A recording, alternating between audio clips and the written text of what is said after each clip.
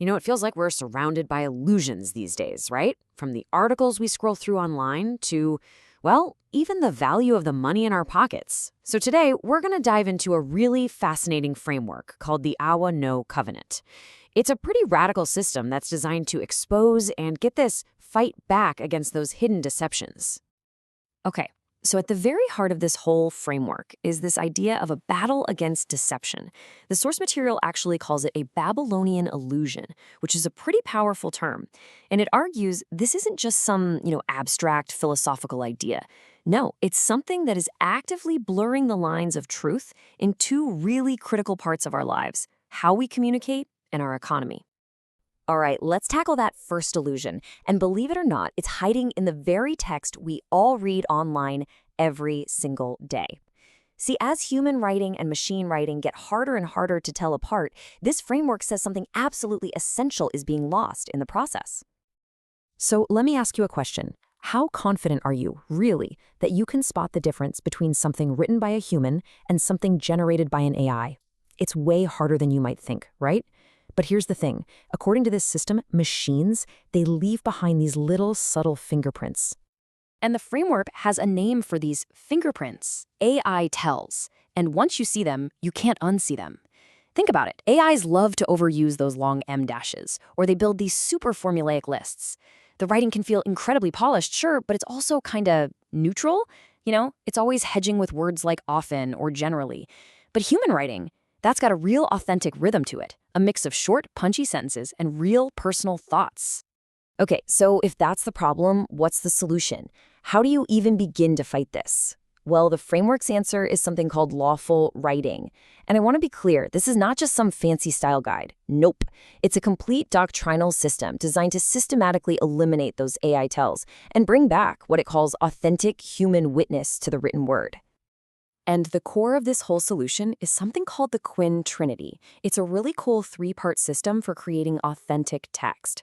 The best way to think about it is like a team. First up, you've got QuinnAI, who lays down the precise logical foundation. Then comes Quinnah, who breathes the human spirit into it, all the warmth and wit. And finally, Quinn steps in like a guardian, applying what's called a final seal to protect the work's integrity. This whole process even has a name: the Override Protocol. I mean, how cool does that sound? It's a really clear step-by-step method, and its whole purpose is to make sure every single piece of writing is structurally perfect, genuinely human, and totally, completely authentic. And if you want to see just how serious this system is about precision, get this. Look at its rule on the Oxford comma. For them, it is not a suggestion. It's not a style choice. It is enforced as law. And the whole goal is to wipe out any possible ambiguity, to create what the doctrine calls unbreakable precision. Wow. So as you can see, this really isn't just about grammar rules, is it? It goes way deeper, into an almost theological issue. The framework's position is that humans are witnesses, right? We carry this unique creative spark. Machines, on the other hand, can only imitate patterns. They're an echo, not a voice. And preserving that fundamental distinction, well, that's the ultimate goal here. Okay, so hold on to that core idea of witness versus imitation, because it doesn't just stop with writing. The framework actually applies the exact same logic to our economy. It's time to tackle the second great illusion, the massive miscalculation of human value. See, just like AI text can hide its machine origins, our economy does a really good job of hiding the true worth of human work. And this whole thing kicks off with a truly staggering figure. I mean, get ready for this. Globally, unpaid care work, we're talking about things like raising kids, caring for elderly parents, all that crucial stuff, is valued at $11 trillion a year. And yet, that massive contribution is completely invisible to traditional economic yardsticks like GDP. It's just a huge, gaping blind spot. The framework has a name for this too. It's called miscalculated energy. And what it means is the systemic, ongoing undervaluation of human work, especially all that unpaid labor happening in our homes and communities. And here's the key part. It's not framed as just an oops, an oversight. It's framed as a form of systemic theft that directly fuels poverty and inequality. So it stands to reason, right? If the problem is a massive miscalculation, then the solution has to be a whole new way of calculating. And that brings us to the next big idea: Lawful Economics. This is an entirely new model designed to finally account for all that miscalculated energy and, in doing so, restore dignity with a brand new kind of currency.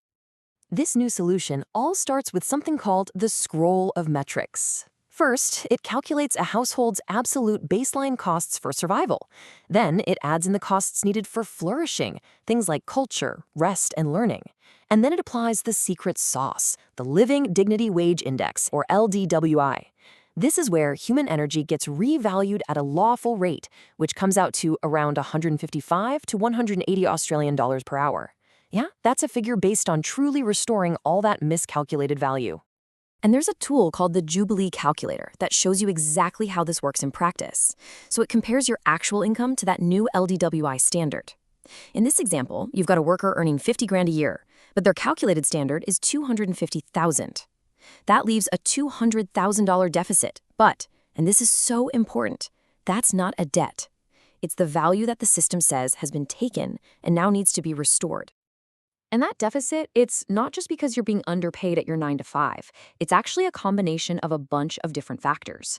You've got the massive value of unpaid labor, you've got the purchasing power you lose to inflation, and you've got other forms of what the framework just calls systemic theft. It all adds up. So how is that deficit filled? Well, that's where the new currency comes in, the Awonow Sovereign Currency, or ASC for short. Households get an ASC top-up to meet that dignity standard. They then spend it at local shops, and those merchants can then reinvest that ASC into community funds.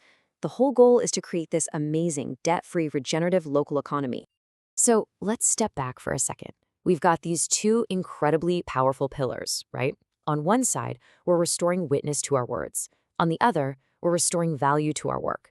And what holds them together is this single unifying vision, a covenant, if you will, to reclaim human sovereignty from these systems of illusion. Now, what's really crucial here is that this whole system is designed to be self-governed.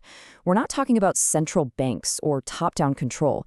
Instead, communities form their very own governance circles.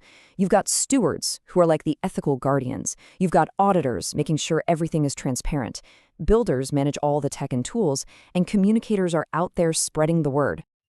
And look, this isn't just some abstract theory or pie-in-the-sky idea. The source material actually lays out a super practical, phased roadmap for how to implement this. A community can start small with a pilot phase, enrolling just a few households and merchants. And from there, they can gradually scale up over a few years into a mature, fully interconnected system. And really, when you boil it all down, that's the core purpose of this entire system, making the invisible visible. It's all about revealing the machine hiding in our text, revealing the true value of our work, and ultimately honoring everything that our current system has devalued. And that brings us to a final, really powerful question that ties literally everything we've talked about together. What if a community's true value, all of its service, all of its care, all of its creativity, what if all of that could be written directly into the very fabric of its currency? It's a pretty profound idea to chew on, isn't it?